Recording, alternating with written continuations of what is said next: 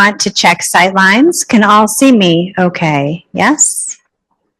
Yes, everyone can see? Make sure that access is working. Are you ready? Are you ready? Here we go. I am very excited about this year for many, many reasons. First of all, to see you all here. My name is Terry Morale, and I am the director of the Division of the Deaf, Hard of Hearing, and Late Deafened. I am also the supervisor to the RCDs, the Rehab Counselors for the Deaf, who support students and adults statewide. So welcome to our 34th year of the annual Deaf Tea, celebrating deaf culture. I can't believe 34 years already. Next year we'll celebrate 35 years.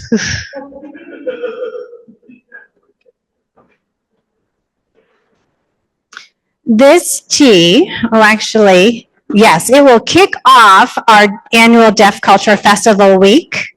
And as you know, the full month of September is a recognition to deaf culture in our state. The Deaf Culture Festival, DCF, will be on September 27th, which is, I think it's going to be 8 to 4, 9 to 4. I know there are some other events happening as well, and so there'll be some additional announcements as this afternoon continues.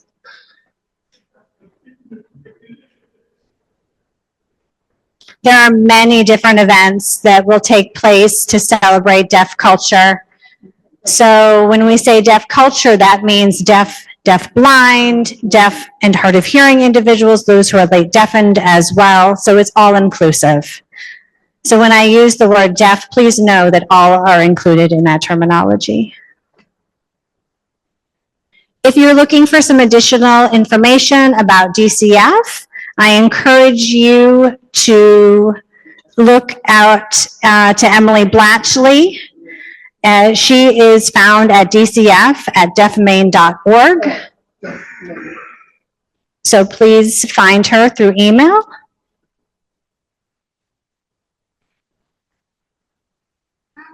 Deaf Culture Week has been recognized since 1991.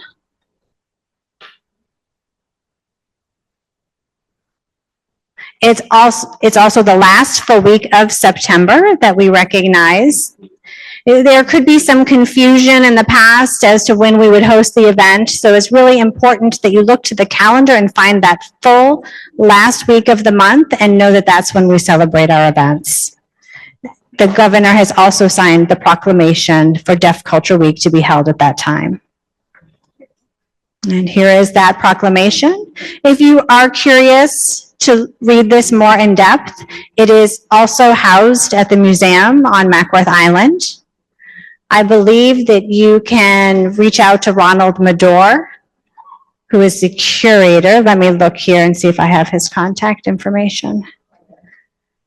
So Ronald Medore at iCloud.com is his email address.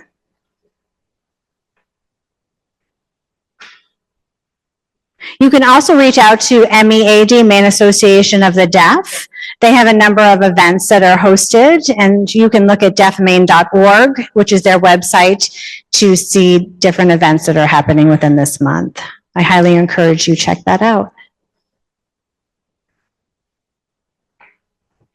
The Division of the Deaf, Hard of Hearing, and Late Deafened, which is part of the Division of Vocational Rehabilitation. You know, we really have a very long title. I wish that we could just shorten it so that it was just DOD, rather than all of these long words that encompass our name.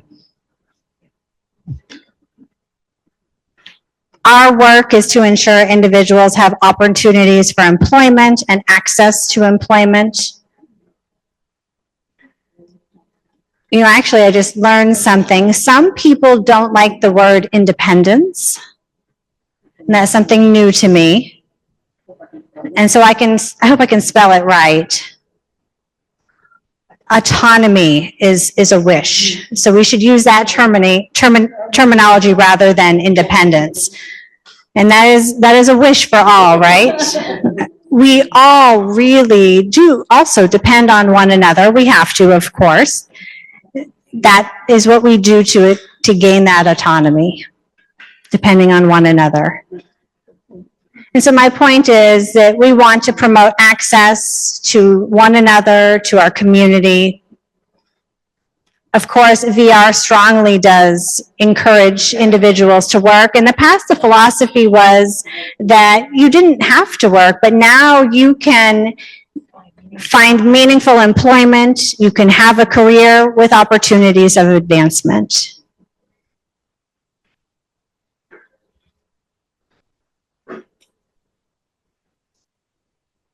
I did want to share a few highlights from this last year.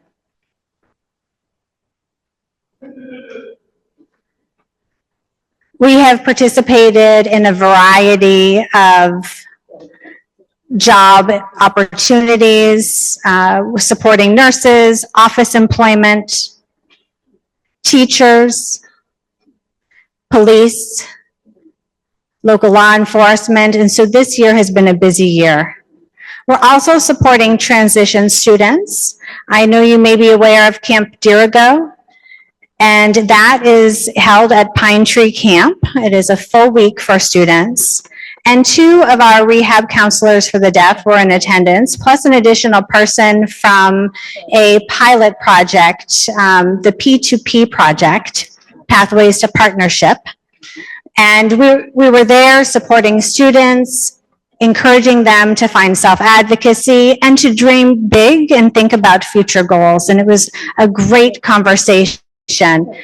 You know, I think too what ends up happening is we don't start early enough. So we want to try to expose students to different opportunities early on and get that experiential learning in their pocket if we can.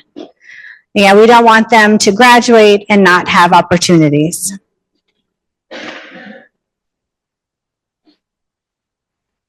One student had a work experience, and over the summer, his boss said he wanted him back for that following summer.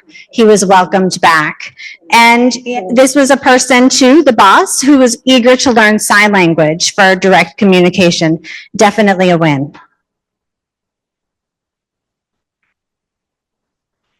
We've also supported students as they've graduated from college, now looking for work within the engineering field.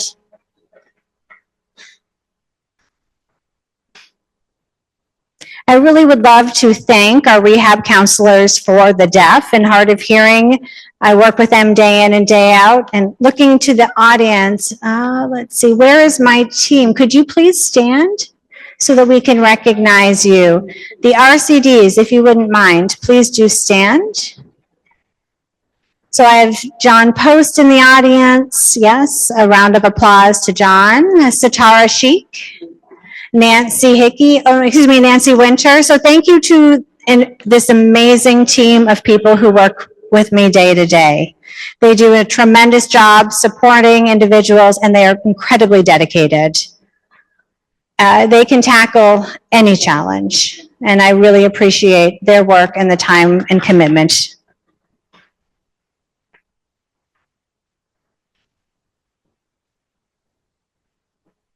This last year, we worked quite a bit with DHHS, DOE. Prior to that, the Department of Licensing, and it has a new name now, Department of Professional and Financial Regulation. And also another group important to us was MEAD and MESLIC, which is the Maine Sign Language Interpreting Group. And so we gathered together, we hired a deaf-owned company, Innovi Solutions, and they came and worked with us to really do a study of the state of Maine and look at some of the challenges that we're experiencing within our interpreting community.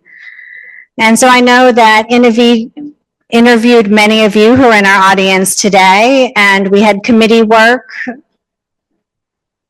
So that work led to more ideas and more transformation within our state of Maine.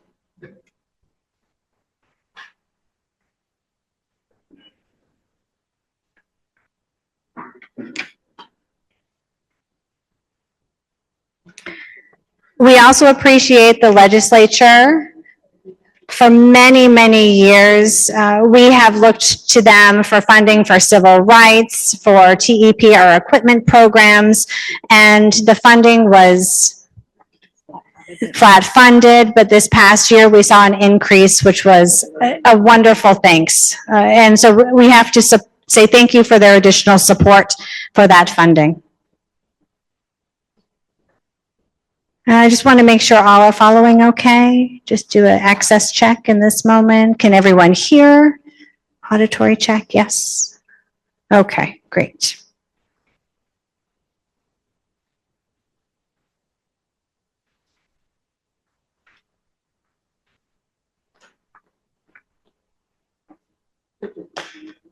And I know that this isn't on my script, I'm going a bit rogue, but it's really important for me and for those of us in the audience.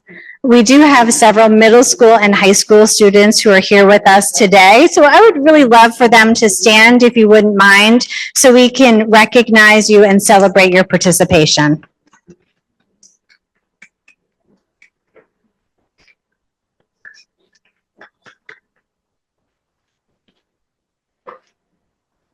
That's exciting. I hope that you're enjoying. Did you love the tour of the State House? Was that a great time? Yes? Yeah? Yes. So how was the tour? Was that wonderful? Yes, yes. Oh, I enjoyed it very, very much.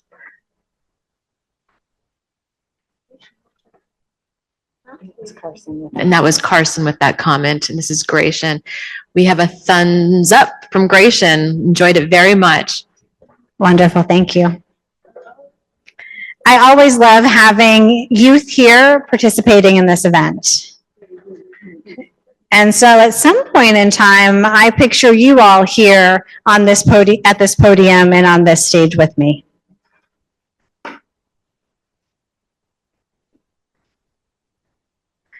So we invite you to attend the Commission for the Deaf, Hard of Hearing, and Late Deafened. We have a meeting which is on October 9th. That will be from 4 to 7, either on Zoom or you can come in person at the DOL office. And so really we welcome everyone to participate. If you are interested, you can reach out to Nancy Winter or reach out to myself or any one of the commission members. And so I would like to take a moment to show appreciation for our commission members. So if you are here in the audience, please stand. Thank you. Yes, commission members, if you could please stand. Michelle and Satara. Yes. Commission members, yes? Okay. Round of applause.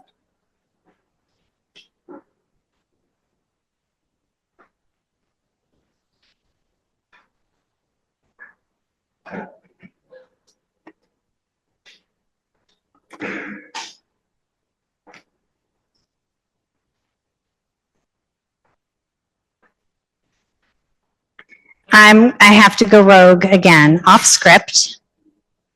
Oh, there you are. Regan, could you jump up on stage here with me, please? Yes. Why are we here today? Hi, everyone. Improv time. So the reason we came here is to acknowledge the people who've been part of the community, often unrecognized, and, you know, spearheading different things like deaf culture, valuing ASL and diversity within our community for so many parts of it. When we think about like the Baskin Robbins of the day where you could have all those flavors, I don't know if you missed that, they don't have that anymore, but this idea of, you know, so many flavors coming together, that's us. This is our opportunity to celebrate one another as the deaf community here in Maine, and it is so beautiful. Also acknowledging interpreters and other allies and supporters of us all as part of the ecosystem of deaf culture here in Maine. So I want to acknowledge that this is our opportunity to celebrate that together. Regan, you're spot on. Yes. And so these awards are here to recognize individuals who are often overlooked or who are doing the work in the background. And so you will see that list of individuals this afternoon.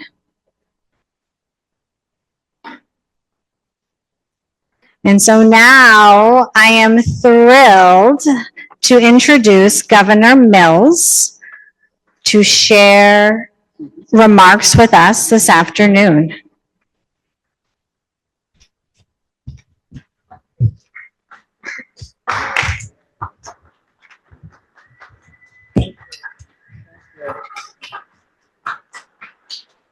Thank you, Director Morrow. Appreciate everything you do. When Thomas Hopkins Gallaudet visited his family in Hartford, Connecticut, he looked outside one day and he noticed that his younger siblings were not playing with one little girl in particular. When he went outside to find out why, he learned that that little girl, Alice Cogswell, was deaf. Excuse me. Thomas communicated with Alice by writing words on the ground. This experience led him to travel to France to learn an emerging sign language and to co-found the very first school for deaf students in the United States. There were 7 students in the first class. Alice Cogswell was one of them.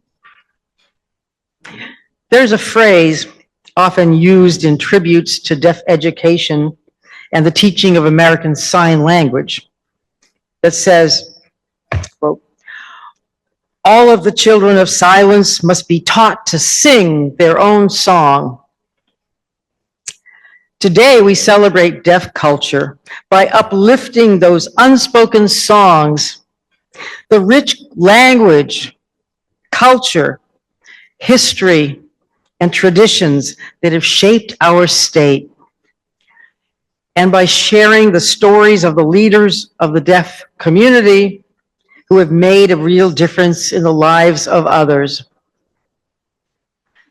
The leaders receiving awards today are tireless advocates with a heartfelt commitment to the deaf community.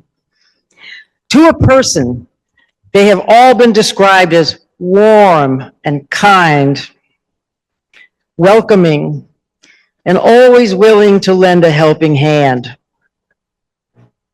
Their advocacy is making sure that Maine recognizes and resolves any barriers to communication or appropriate support for the deaf community.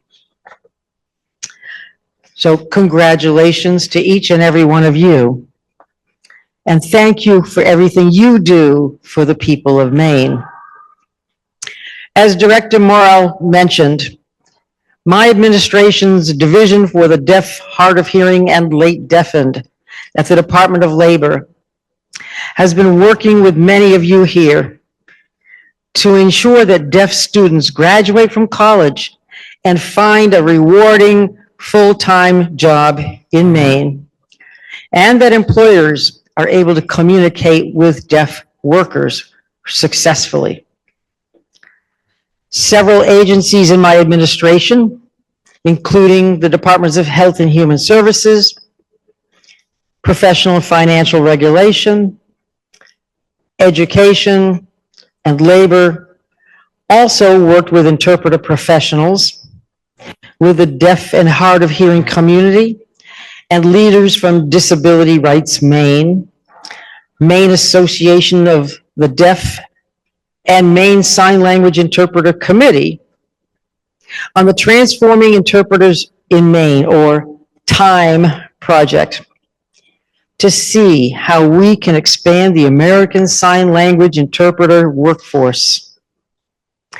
I'm proud that we also worked with the legislature to increase funding for communications equipment for deaf and hard of hearing individuals. When asked about her advocacy on the behalf of deaf people, the actress and author Marlee Matlin, who is deaf, once said, quote, "Silence is the last thing the world will ever hear from me," end quote. Silence will not be what you hear from me either. I will continue to voice my support for Maine's deaf community, and especially during Deaf Culture Week. I encourage all Maine people to do the same.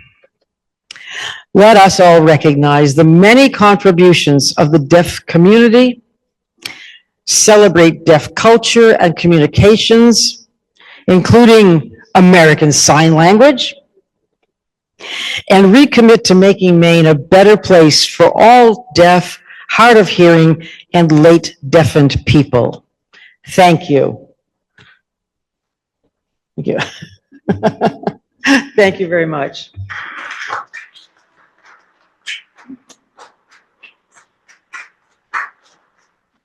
Thank you.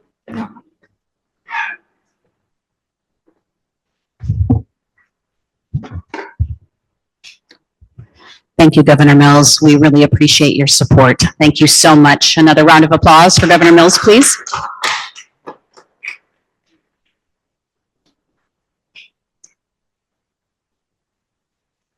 Next, I'm thrilled to introduce our Deputy Commissioner from the Department of Labor, Kim Smith, and I'd welcome you to the stage.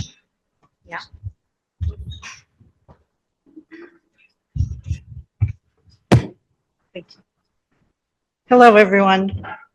My name is Kim Smith, and I am the Deputy Commissioner at the Maine Department of Labor. The department is proud to be part of the upcoming observations and celebrations, and is deeply committed to assisting deaf and hard of hearing Mainers every single day. The deaf and hard of hearing community has long advocated for access, whether in the workplace, in care facilities, at appointments, or in education. For far too long, deaf, hard of hearing, and late deafened people have faced barriers to employment, not because of a lack of talent or skill, but because of a lack of access and opportunity. Simple things like being provided with an interpreter, captioning, or clear communications can mean the difference between being excluded or being able to thrive in a career. At the Department of Labor, we work to reduce these barriers. Through our Bureau of Rehabilitation Services, nearly 1,000 deaf, hard of hearing, and late deafened individuals were supported with job-related services last year. Our services are about helping people with their next step, which ranges from high school students transitioning to college or to their first job, to older individuals who need support with their job as they experience hearing loss. We supported individuals in a wide range of occupations, including nursing, teaching, social work, and law enforcement. The Department of Labor recently teamed up with the Department of Health and Human Services and others on the Transforming Interpreting Maine project, or TIME, which you just heard the governor talk about. Through this project, the team analyzed Maine's interpreter workforce shortage and other challenges. As a result of the recommendations from the TIME project, the department has committed to exploring a registered apprenticeship program and other on-the-job learning programs for interpreters. I encourage you all to learn more about this project at maine.gov/DHHS/time. As Maine looks to the future, we know our workforce will be stronger when every individual's skills are recognized and utilized. Deaf, hard of hearing, and late deafened people are not just looking for jobs. They are pursuing the chance to build careers, contribute to their communities, and support their families. Together, we can ensure that doors remain open, that barriers are addressed, and that every worker has the opportunity to thrive. Congratulations to those here today who are receiving awards. Your efforts truly make a difference. I am grateful for your contributions, for our team at the Department of Labor, and for all who contribute to supporting the deaf community. Thank you.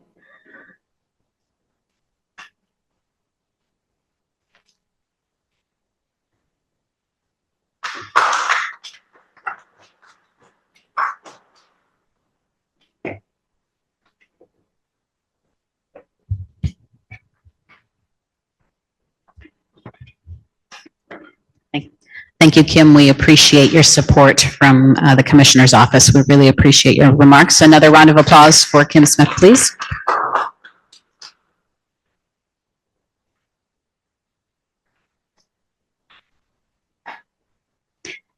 Before we move ahead with our program, I'd like to acknowledge Nancy Winter for all the behind-the-scenes work that she has put in to make this event happen. Can you please stand, Nancy? Where'd she go? I'm not seeing you. Nancy, oh, way in the back, in the corner. Thank you again, Nancy.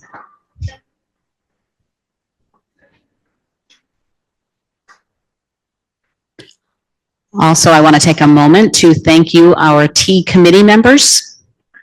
They too have put in a lot of hours and coordination and figuring out how this process would happen and come together.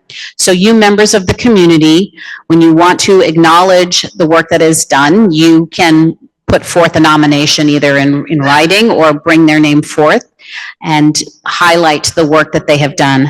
Now, this committee comes together and looks at all the submissions and has some the difficult challenge of trying to figure out who should be getting the award for that year.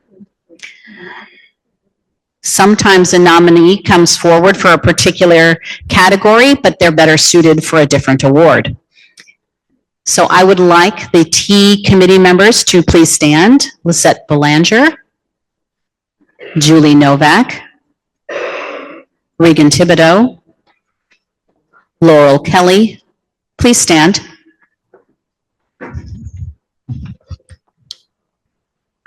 Also, two people who are not with us today, Kevin Bolin and Danny Langwith. So a huge round of applause for both individuals.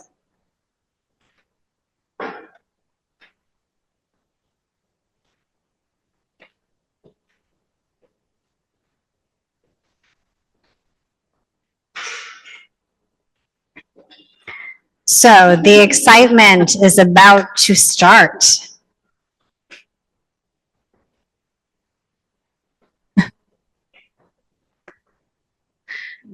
We are very fortunate today to have Mary Jane Grant, MJ Grant, with us for our keynote speech.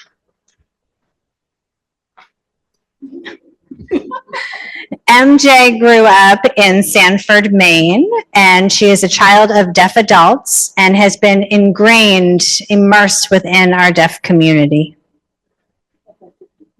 She has been an interpreter since 1997.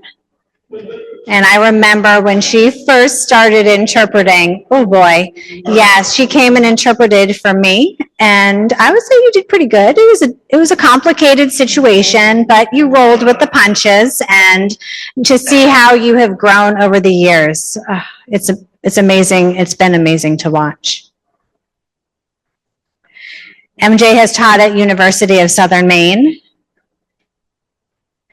and established her own business in 2010, her own interpreting business. Yeah, I was looking at my script, but I really don't want to follow my script. And as a child of deaf parents, she has a father who experienced progressive supranuclear palsy, PSP.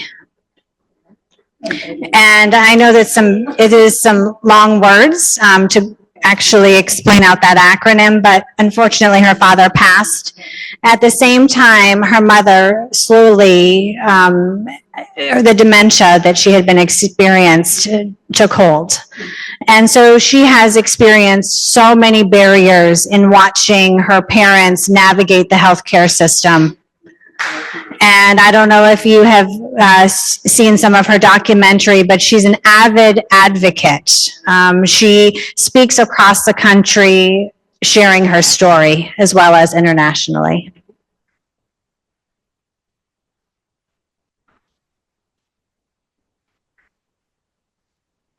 MJ is a strong advocate about healthcare, as she has seen firsthand the frustrations and barriers as she's continued to support her parents. She really doesn't need a huge introduction, so come on up, MJ.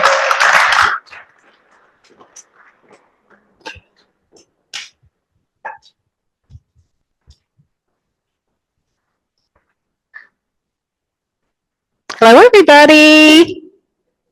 Just give me 1 minute to set up.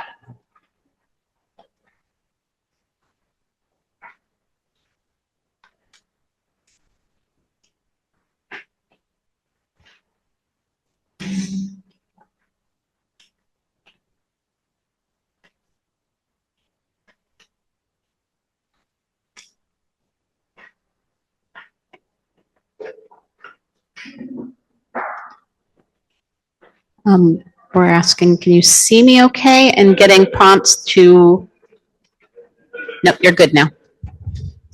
Just want to make sure that everybody is all set. Thank you, Terry, so much for such a meaningful introduction. Terry is right. I met him when I was a baby interpreter, very green, and many of you knew me back then. And you were so sweet and supportive while I really tried to get my footing. So thank you so much. I feel so honored and it feels so special to be here. And it's a little bit surreal to get up and talk to my community. You're my people, my family, my friends. You guys raised me alongside my parents. Feels so special and honored to be here. I want to thank Governor Mills for acknowledging us and this important community, the work that we do.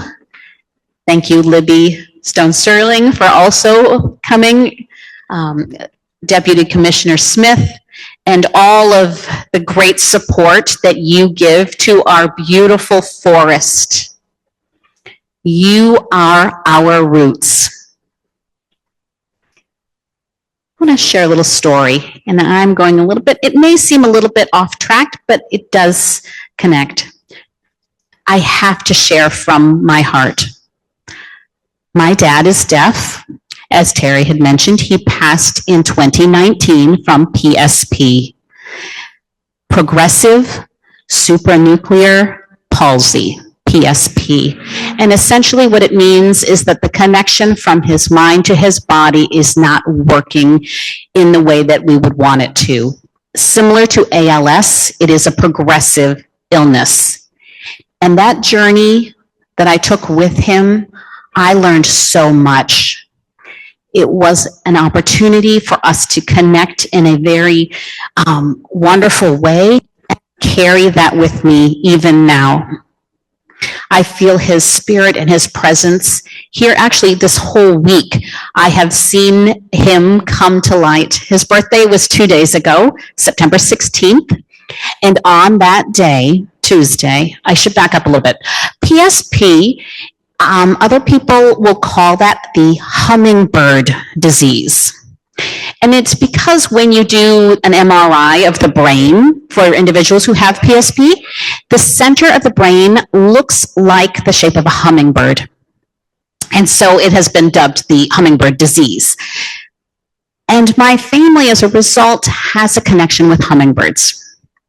So 2 days ago, on my dad's birthday, I was at home, and out in the driveway, we saw a little hummingbird on the ground. It was still alive, but it was struggling.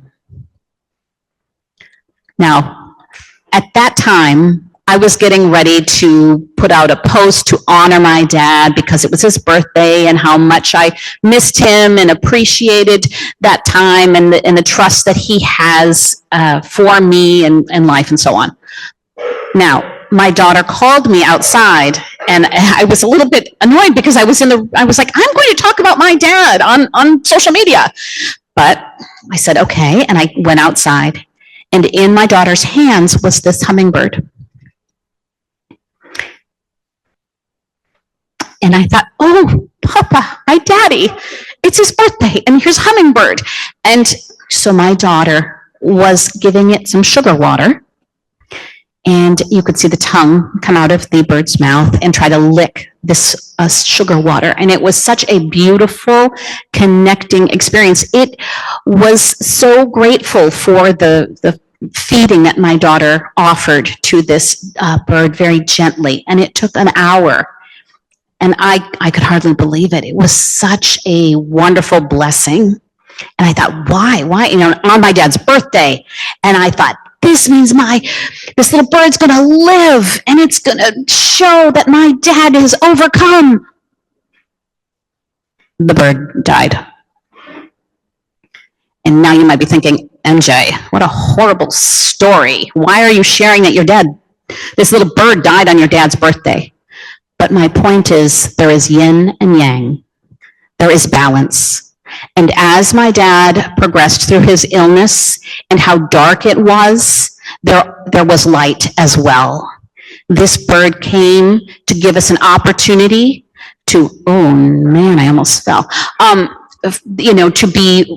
to receive the giving that my daughter could give, and that also fed my daughter. So even though the bird died, there was still good that came from it. That duality of life, dark and light, the flow. So reflecting on that moment for my daughter who gave selflessly to this bird, this act of service to the bird was open to receiving that gift and was able to give back in a different way. That idea has happened throughout my life. And, I think about, how can I serve? I've thought about that often in my life, this idea of how may I serve?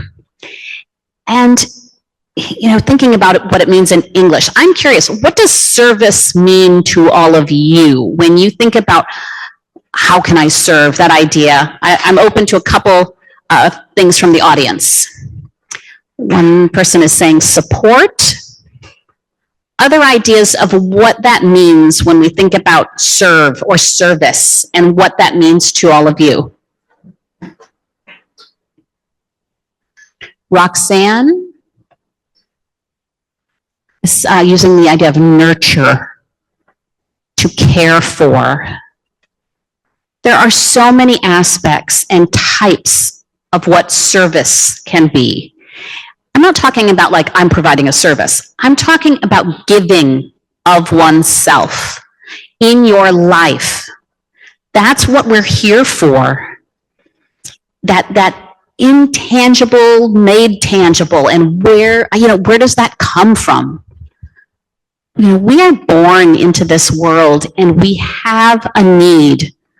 We as infants depend on someone to care for us so that we can thrive. That means we're not meant to be alone and to do it all by ourselves, to be independent. Humans need to rely on other humans. We are interdependent. And I think of all of us similar to a forest and trees. Under the ground, there is a whole root system. Trees are wonderful models, and we can learn so much from them. So, share a little bit that you may or may not know. Sometimes trees get sick, and the other trees around that sick tree know that it's not doing very well, and the other trees will feed that sick tree. And that tree that is struggling does not fight back and say, no, you trees, leave me alone, I can do it by myself. We recognize, I'm not talking literally. I'm not thinking that it's, a brain conscious type of thing, but it is a very natural acceptance of the help that comes from its peers. And then fruit comes to bear. So the fruit falls, others are able to take it and also be nourished by it. And that circle, that sphere, that interdependence, that is just like us in the community. That's why we are here, recognizing what we can offer to one another and receive from one another. My mom is still alive and is progressing through her illness. She has dementia and has had it since 2009. I have been with her through her journey. I have seen a lot. And at times, I just think, my goodness, if you have been a caregiver, you know how difficult it is. It is no joke. But yet, we give and we receive. We can provide love as people progress towards the end of their lives. And I just wonder why it is that we sometimes leave them. Our society forgets people. Why do we forget where we came from? Remember, from day one, we have needed people. And why do we expect them to be on their own as they come to the end of their lives? Because we have forgotten where we have come from, our roots. My mom is living in a nursing home now, in an environment that uses spoken language. All of the people can hear, but she is the only one who is deaf using sign language. So her social network and those opportunities are not there. Where is the support for her? It is us within this community who show up for her. Lisette Belanger, Beth in the red jacket, she has shown up. Julie Novak has visited her. So people have shown up for me and supported me, and I give back, and that we feed one another. It is never a one-way street. It's never that I just give and get nothing in return, ever. In the act of service of giving without expectation, it is limitless what you might receive.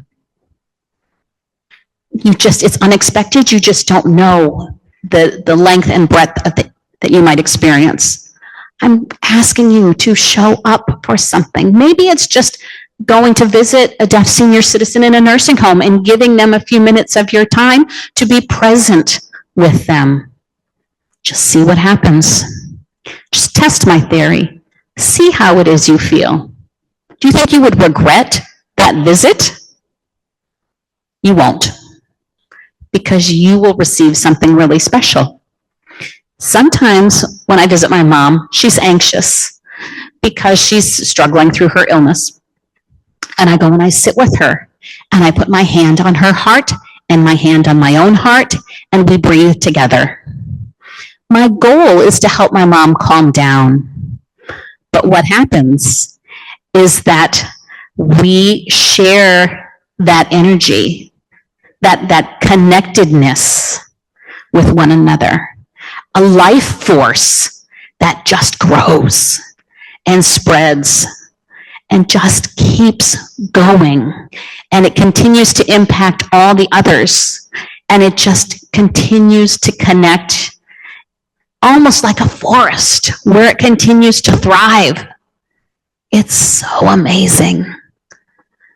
We here in Maine, as part of the deaf community, imagine if we follow the actions of the trees in some ways and what that would look like for us. Imagine.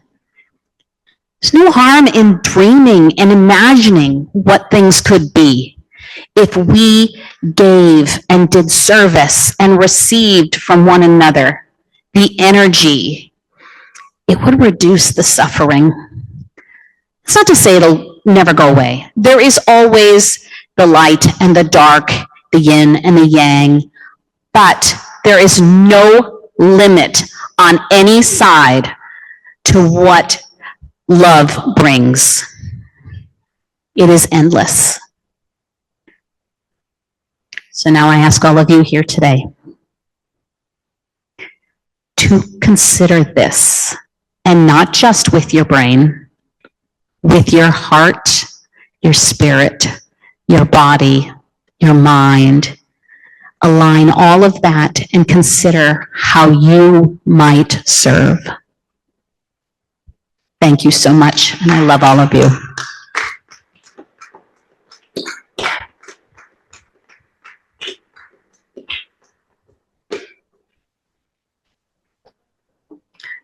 Another round of applause for MJ.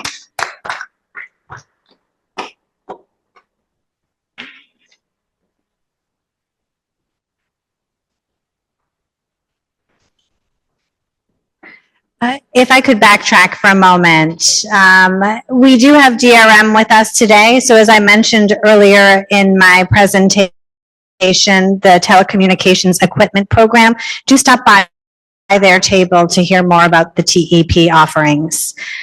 And so, wow. Okay, so this is actually one of my favorite days of the year, and this afternoon has been amazing. There's been so much shared with us already. And at this point, I would like to introduce 4 people. First is Lisette Belanger, Regan Thibodeau, Julie Novak, and Laurel Kelly. The 4 of them will be sharing the awards for this next portion of the presentation. And so I will introduce first Regan.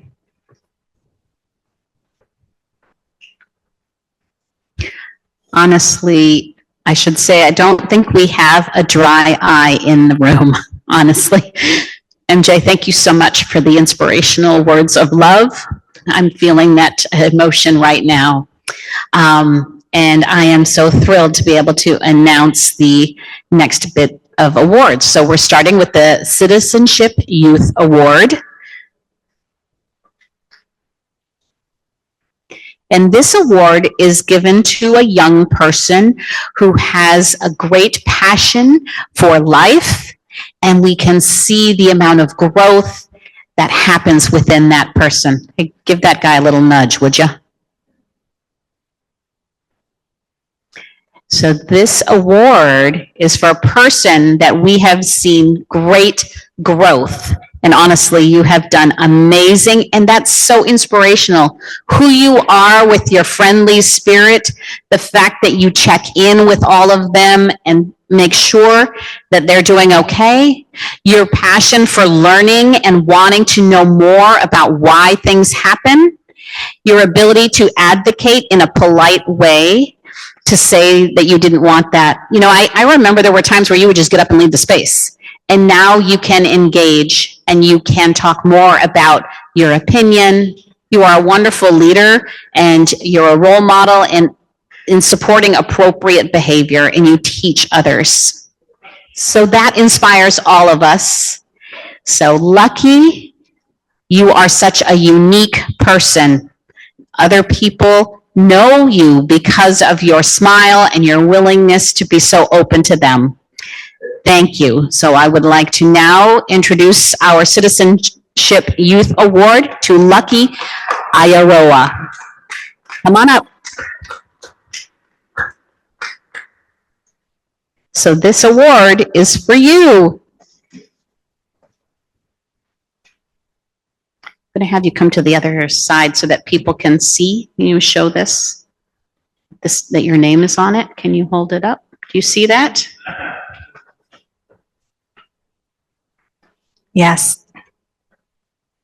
A little bit of a cursive script, and so it looks a little funky with that L-U-C-K-Y, Samuel Ayaroa. Did we spell it right? Yes. Would you like to say anything, a few words to the audience, or are you feeling pretty shy today? You can talk a little bit about where you're at if you want. Yeah, no, I'm not sure about that. How about maybe some thanks? No, thank you. Thanks. Thank you for the award. Thank you. Congratulations.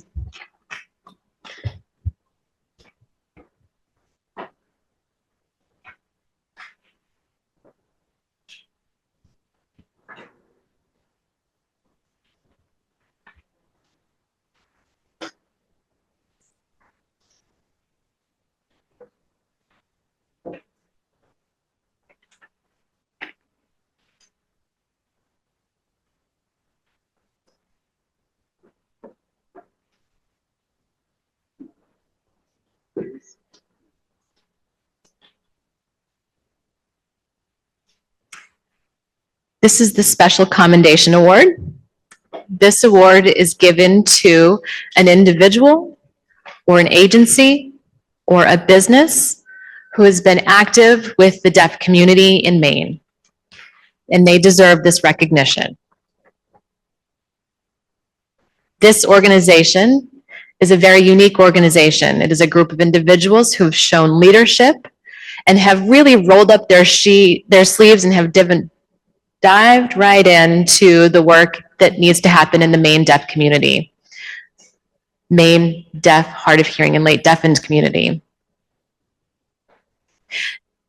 With their unique approach, they have worked hard and tirelessly in many very different activities. With Maine Association of the Deaf, Maine Recreational Association of the Deaf, with Tri-Flying Hands. And just to give you an example of some of the activities that they have participated in, it was with the Maine Mental Health Agency, with CPR First Aid, with Whitewater Rafting, with the Immigrant Legal Advocacy Project, and many, many other projects. We really are very, very grateful to MESLIC, the Maine Sign Language Interpreter Collaborative. And we honor you with this award today to MESLIC. Please come up and receive your award.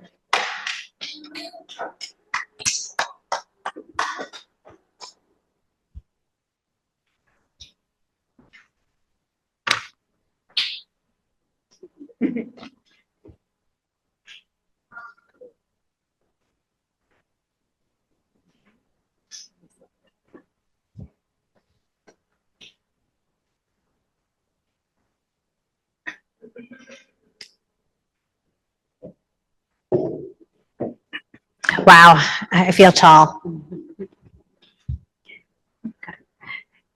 Thank you. Well, I want to say thank you to the community for your participation, and also recognizing that this came from, well, really a vision from Josh Seal. And we stepped in and embraced his vision, bringing this to fruition. So we were Maine RID, Registry of Interpreters for the Deaf, and it folded. And there was a group of us who felt that work needed to continue, and we needed to support the interpreting community in a different way than we had seen in the past. And we looked to community members, to the interpreting community, and really to other individuals to step in and to create a collective of individuals. Our deaf community has needs. We need interpreters. And we recognize that there is passion in this work as well. And so wanting to find a new model, a new approach that incorporated both the community as well as the professionals who support them without a divide. And so we recognize that the interpreting community is very much a part of the deaf community. And that's what brings us to this model today. And thank you, Terry. Oh, and yes, I am not one person alone. I need to acknowledge the members of this collective. There's one person who's working today, Amy Richardson, as well as Ava Hallowell, Elaine Williams, Polly Lawson, and Amanda Eisenhart. And so really collectively, we have embodied that vision and made this happen. So it's a really wonderful collaboration. Thank you. Thank you.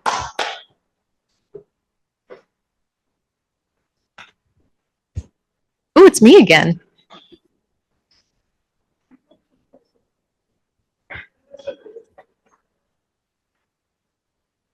This next award is named the Ginny Hughes Award, and it is an Advocate for the Needs of the Deaf Community Award. And you might be wondering, what does that all entail?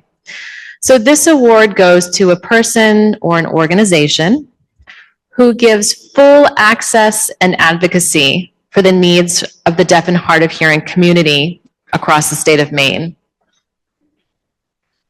Ginny was known as the I Love You Lady of Saco. She was a mother of a deaf daughter. She was a strong advocate, not just for her daughter, but as well as for the entire deaf community and all the deaf children. She worked tirelessly to fight for support, for services such as DHHS, case managers, residential programs for deaf with additional disabilities, as well as other jobs that allowed for the expansion of employment opportunities for deaf individuals across the state. So this is an award that honors Ginny Hughes. The individual here today deserves this recognition. Her name is Maria Mars Hammond. Mars has worked tirelessly working on various focus groups that focus on mental health workshops for deaf and hard of hearing members of the community. She goes above and beyond. She is very detailed and with care, along with cultural sensitivity, and works hard and is very invested and committed to the work that she does with the deaf community, as well as being inclusive and spreading that positivity. Not only does she focus on various events, but she's also out there getting other people involved in the work that she's doing. She brings people together to focus on how it is that we can better support mental health. She deserves this recognition today. And so this award goes to her passion and her devotion and her impact on the community. Congratulations, Mars.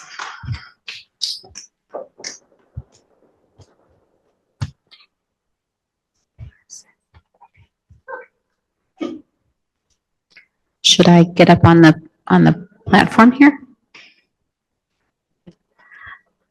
Thank you, Julie and others. Honestly, I didn't expect to get this. And this could not have happened without all of you. It takes your support to help me.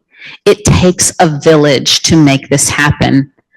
You know, we repeat this over and over. We are a community. We work together. You have helped me. I help you. And without that, we could not stand. Just like Mary Jane said, it requires us all to support one another and to continue that energy.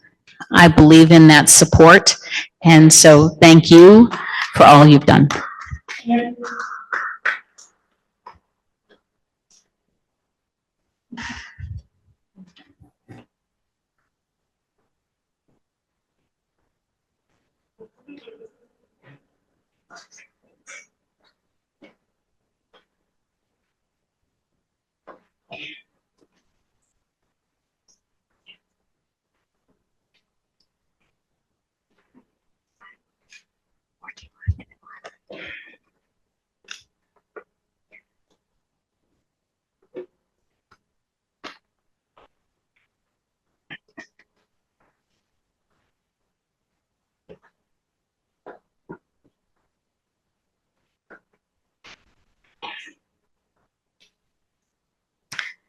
This is the Outstanding Citizenship Award.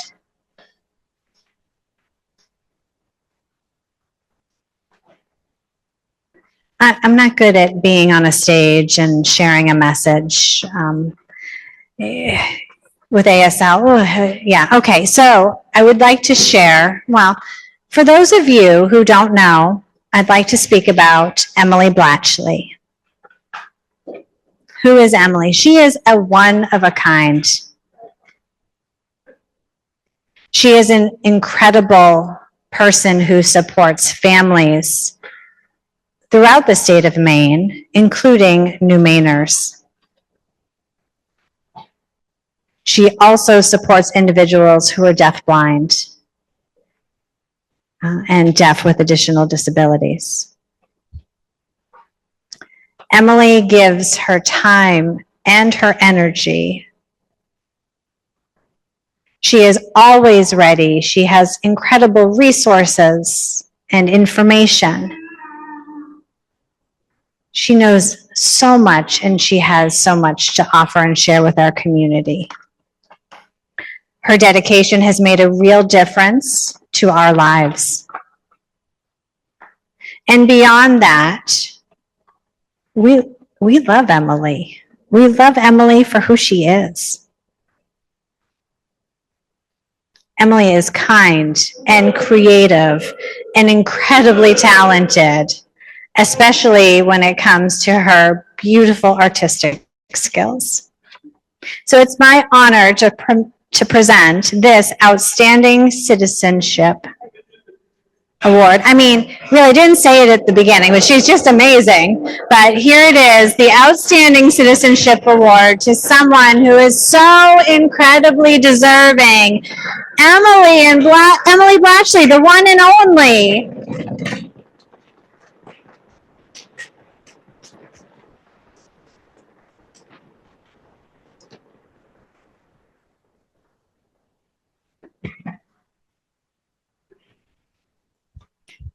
Thank you.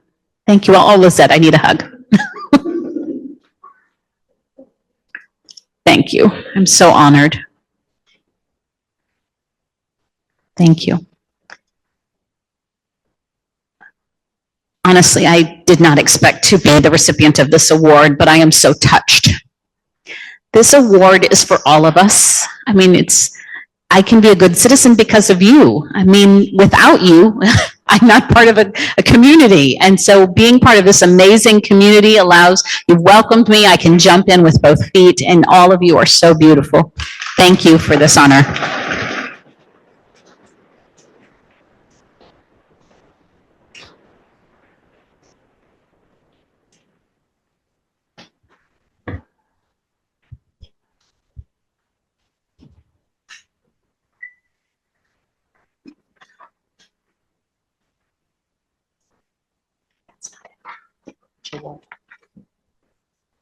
Laurel Kelly.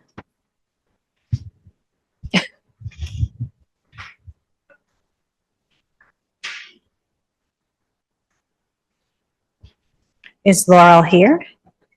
Can someone find, oh, there you are.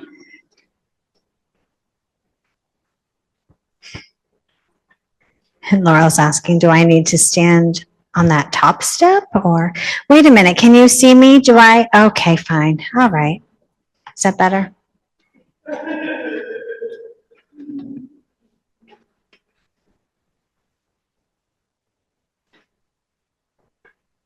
All right, I need you to hold this. I can't see. I have these old eyes. Oh. So this award is Promoting American Sign Language, Deaf Culture, and Deaf People Award.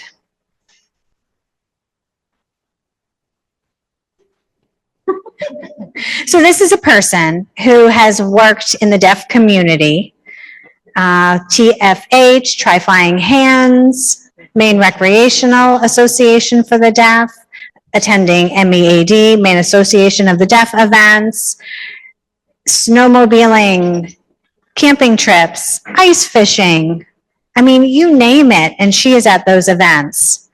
Also, the UTV, will have, those trips as well. She's there, she's hosting, she is cooking, and I got to say, the best chef ever. And at the Deaf Club, when we know this person will be there, well, I got to just say who it is. It's Gina Pitcher. And so when Gina is there, we will work together and we'll encourage people to come out and to cook. And like, for instance, Thanksgiving and Christmas, she is always in the kitchen cooking. And she is out and involved in the deaf community. She's funny and she's friendly. She's easygoing. She's so chill. And so a huge congratulations to Gina. Gina, come up.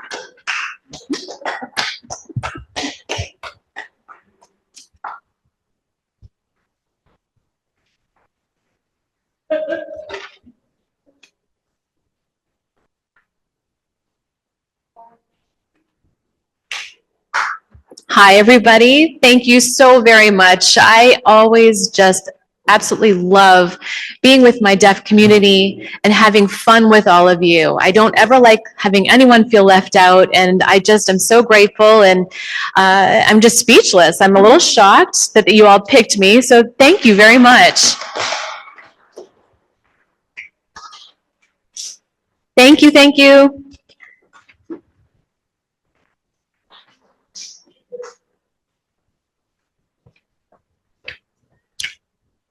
Okay, well, I left my papers up here, but that's okay. This next award is a relatively new award. I think it came into play maybe 3 years ago. This is the Dr. Tony Reese Interpreter Award. Dr. Reese was an interpreter here in Maine and recognized at that time when she was working that there were a lot of challenges and lack of standardization, and we needed to have some sort of level of certification. So she pushed for standards here in the state of Maine. This was roughly the end of the 1970s when she was doing her work. So we set up this award to acknowledge interpreters in this community who, would go above and beyond business hours to work and recognize how they have revolutionized the work that they do and making sure that the deaf community has access to information, giving of their time.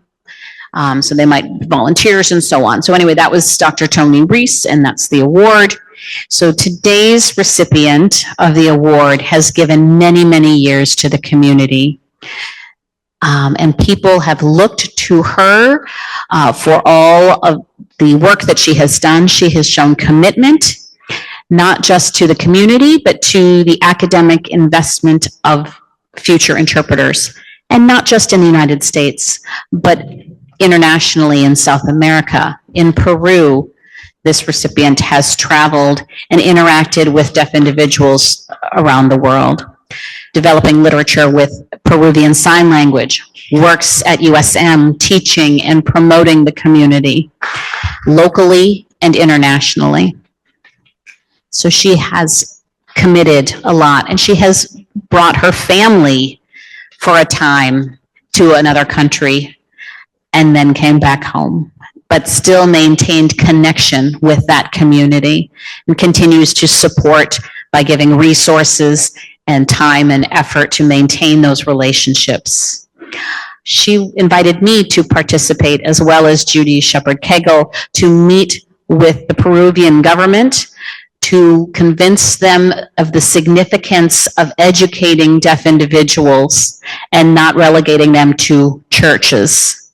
It's very similar to early on history in the United States of deaf individuals. And so getting that recognition in Peru for Peruvian Sign Language. So the work that this recipient did really brought us on board. This is Polly Lawson. She made this possible. We are so thankful to have her in our community. Oh, wait a minute, wait, okay. And while she focused on raising her children, she would continue to volunteer in the church for many years. She left the freelance community and still on weekends would volunteer to give access. She is often working behind the scenes, but now we want to acknowledge her. I mean, we could go all night talking about how fantastic she is. But here she is, Molly. Holly saying thank you. That was beautiful. Thank you, Regan. I think I need you to write my book. Will you do my autobiography for me, my memoir? A huge thank you. I have to say, this is an award that comes to me through this community, and it would not be possible without you. I've had a very rich life and have been touched by so many of you in this community. Thank you. Thanks.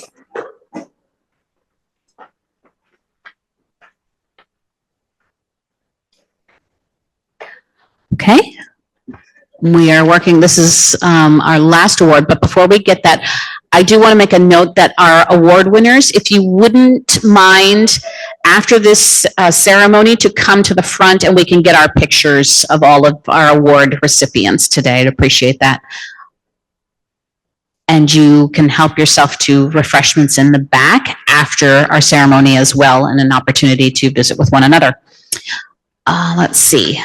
This last award will be given by Lisette Belanger.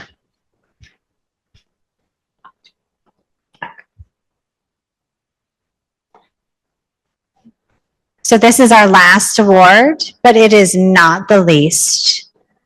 This is one of the most important awards that we'll distribute today. This award is given to a person who deserves recognition for outstanding service in a professional or voluntary capacity to a deaf and hard of hearing community within Maine. And so this is the Clifton F. Rogers Award. It's a lifetime award.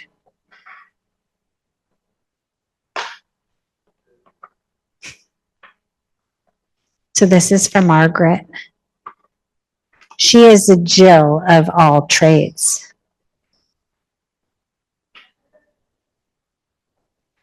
Margaret is a cherished member of the Maine deaf community. Everybody knows Margaret.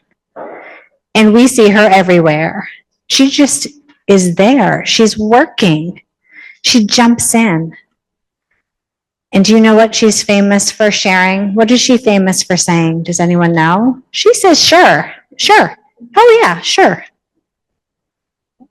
Margaret, can you do this? Sure, why not? When she enters a space, the room lights up. You can't miss her. Her smile is contagious. So you don't only see her at the School for the Deaf, but she's in the museum. She has invested a lot of her time to ensure that the museum is in perfect shape.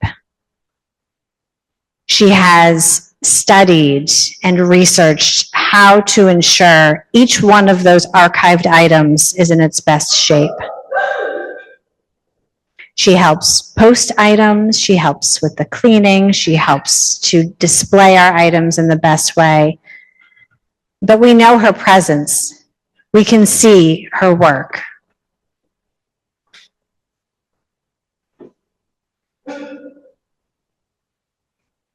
And that smile, right? I never see her frown.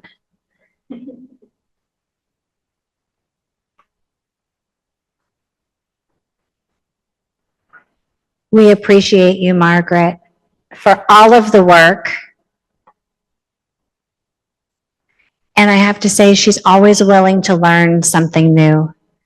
Always willing to jump in. In the past, when we've had deaf artists in residence, when Emily has needed support, if we need support for different ASL events, I mean, really too, Margaret, you do amazing when you communicate. Your ASL is beautiful. You're always willing to help us prep and plan. You are a wonderful hostess at every event you attend. So without further ado, Margaret, you deserve this lifetime award. And so Margaret Ryan, come on up.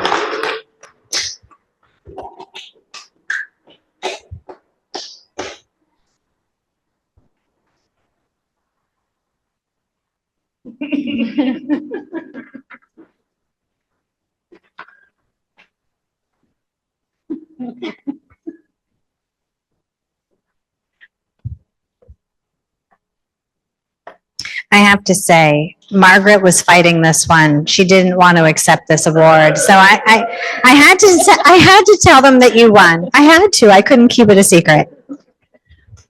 Well, I want to say so many thank yous to all of you for your consideration of me for this award. I'm humbled and I really appreciate all of you. I really have enjoyed working with so many of you. And yes, I do always have a smile on my face. I do. But I just love you all. I love you all. Thank you so much. Thank you. And thank you. Congratulations.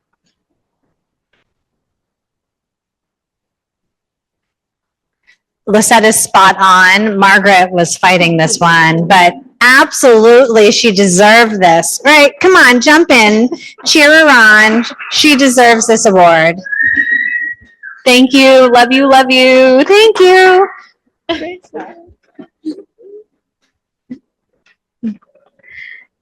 A lifetime award, Lisette is saying, so well deserved.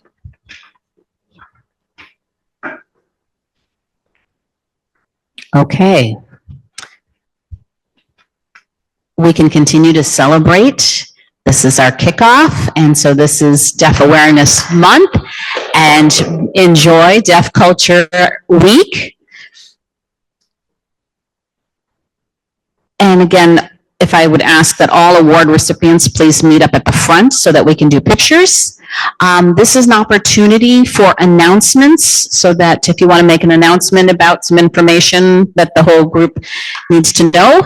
And again, we congratulate all of our award recipients. Any announcements? Feel free to come to the front.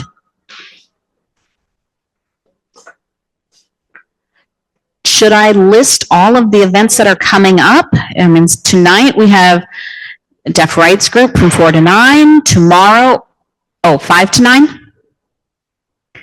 So 5 to 7, sorry. 5 to 7 is DRG.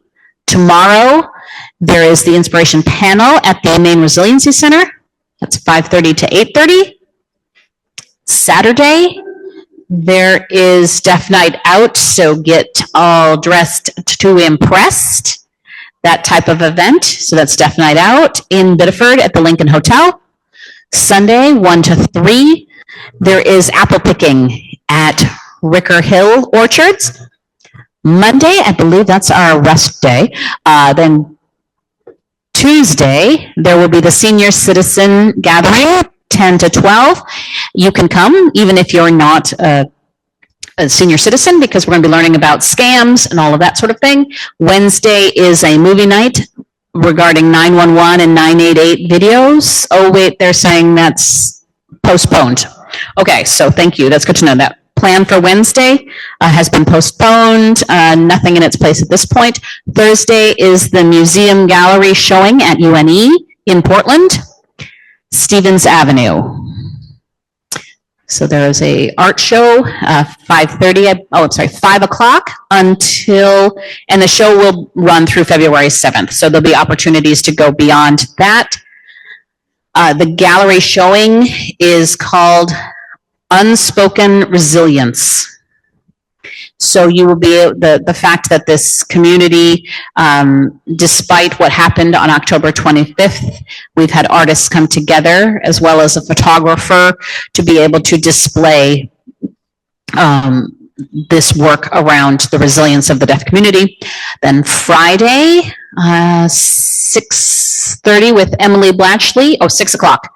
6 o'clock of what's called a wooden ASL license plate type art piece. It's free, so feel free to come. Then on Saturday, so Saturday morning from 7 to 9 a.m., there is a pancake breakfast fundraiser, 7 to 9:30, pancake fundraiser. And then 9 till 4 is the Deaf Culture Festival on Mackworth Island, bigger than ever with many vendors. We have the pavilion as well as a very large tent that will be set up. That evening is ASL Live, and that is happening in the Porthole Restaurant and Grill. And it's kind of weird. This is an event that I'm doing from 7 until 9. There's a comedian who will be there as well as members of the community for entertaining. So any questions, ask Terry. Okay, so I think that's everything. But if you need additional information, please look at deafmaine.org. Everything is highlighted on the calendar.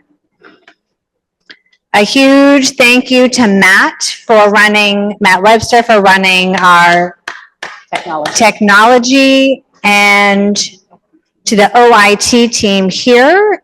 And I don't remember the names, Quinn and, there was a second person. Gabe, maybe? Gabby as well. Oh, I gotta say, the whole team is fabulous. So thank you for your support around technology. A huge thank you to our interpreters, to Cart, who is with us remotely. Most importantly, thank you to all of you for being here to celebrate. And I am looking forward to continuing the celebration for many years to come. Oh, they said that I need to come up, and certainly thank you, Terry, for being our MC and hosting this event, this award ceremony, and launching our Deaf Culture Week. Thank you. Oh, yes, another reminder. A huge happy birthday to Marisa.